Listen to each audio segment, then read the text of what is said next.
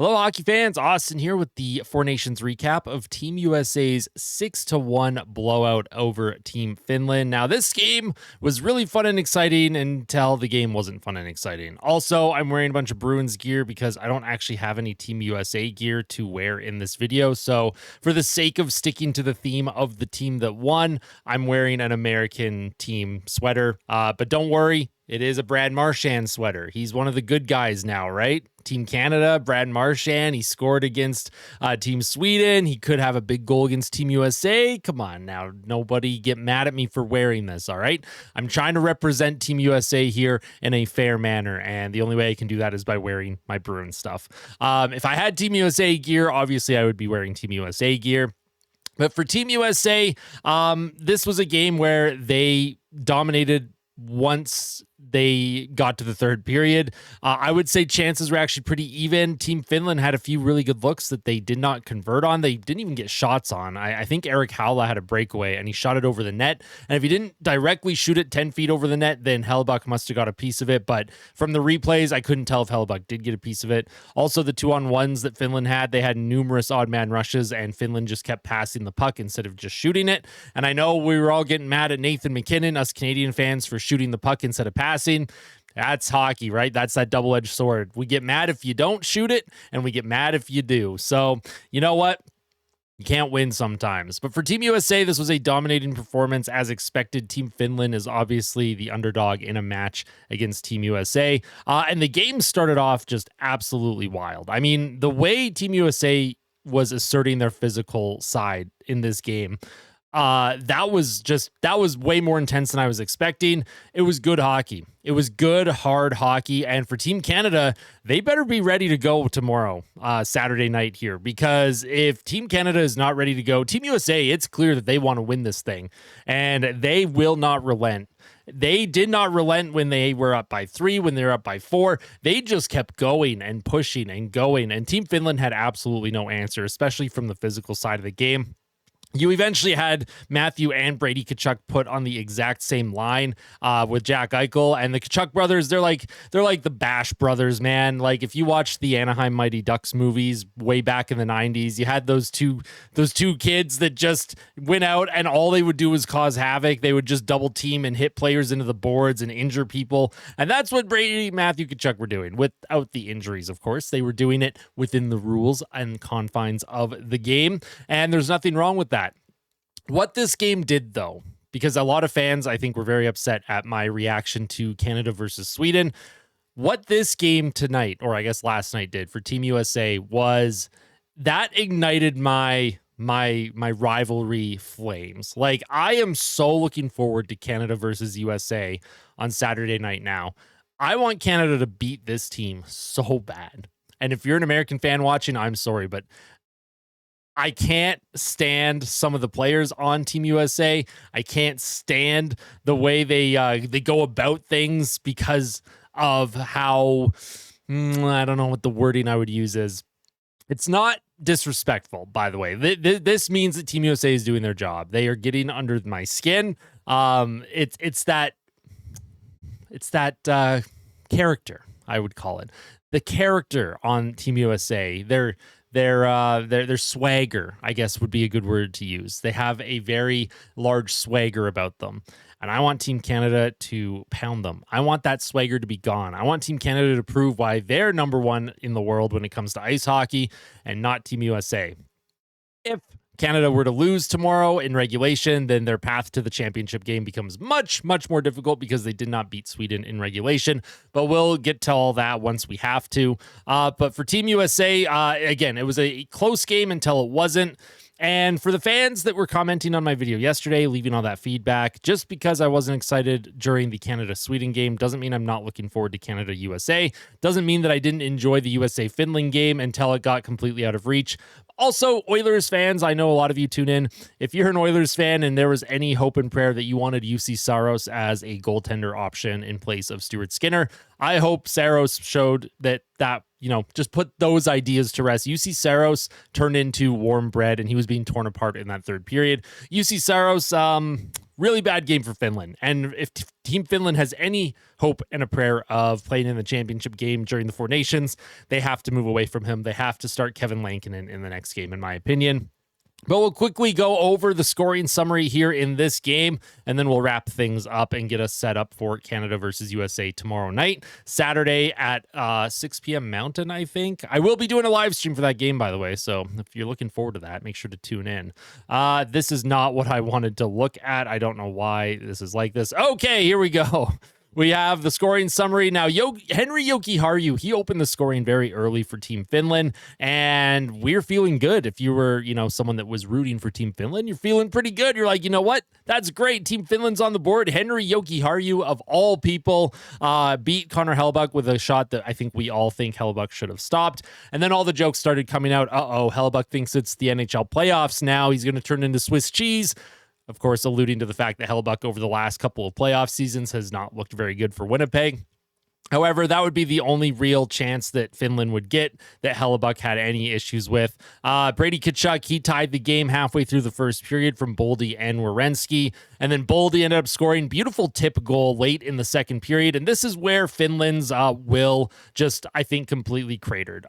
Finland was in this game, but once this goal went in, all the chances that Finland had to potentially take the lead, their odd man rushes, breakaways, when Boldy made it 2-1, you could feel it. You could sense it. You could see the deflation on the ice. You could see the energy level immediately drop. And Finland came out in the third period very, very flat. And UC Saros did not help.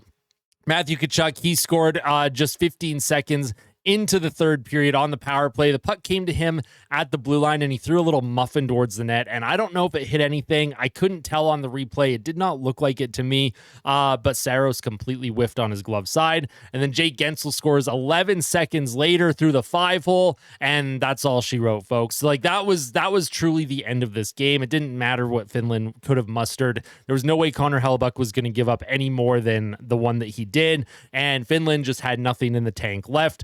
Team USA, their physical brand of hockey, the physical, energetic style, the constant forecheck, constant pressure, constant everything, that wears you out over the course of a game. And Team Finland, they were completely worn out. They had no gas left in the tank. Brady Tkachuk scored his second of the game 3 minutes into the period to make it 5-1, and then halfway through the third, Matthew Tkachuk scored his second of the game. You had the Tkachuk brothers just absolutely dominate this game, and as an Oilers fan and certified Tkachuk hater, you hate to see it. But Matthew Tkachuk, he had 3 points for Team USA. Brady Tkachuk had 2 points. Jack Eichel, 2 points. Boldy, Gensel. I mean, look, Austin Matthews had an assist. Just the depth on this team is just wild when it comes to Team USA. And then if you look at the defenseman, Zach Werenski, he had 3 points. Zach Werenski could definitely be in the Norris conversation. In fact, he should be in the Norris conversation. And if we look at the time on ice, Charlie McAvoy played the third most amount of minutes. And as a Bruins fan, I personally love seeing that. I think Charlie McAvoy goes a little under the radar sometimes because he doesn't put up the offense that other defensemen do.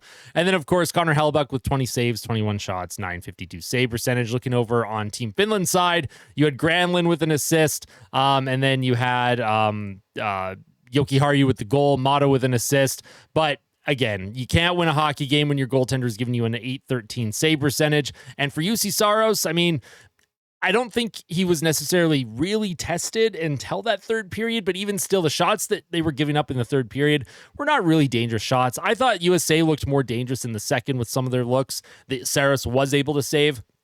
But once the third period hit, Team USA decided, you know what, enough of this. This is not a one-goal game. We're going to completely blow this thing open and get ready to play Canada on Saturday, which I am personally very much looking forward to. Don't get it twisted, folks. Just because I am more looking forward to the Olympics, just because I want to see a true best-on-best tournament over something like the Four Nations, doesn't mean I'm not enjoying the Four Nations for what it is. Just because my excitement level is not at a 10 does not mean that I hate Canada. It doesn't mean that I hate this tournament. It doesn't mean that I prefer an all-star game. The amount of comments, man, and there was a lot of comments I had to moderate, by the way. It's very rare on this channel that I actually have to approve whether a comment can be posted or not, because there was so much vitriol sent towards me. And it was very interesting because the hockey guy also said something similar to what I did in terms of I would prefer to watch the Olympics. I'm just not as excited for this event. And I didn't see the hockey guy get blasted the way I got blasted. So I don't know if it's just, the intensity right now with regards to the socio-political climate with what's going on with, you have Donald Trump's nonsense with trying to annex Canada or wanting to annex Canada. People think it's a joke. People don't think it's a joke. You have people booing the national anthems.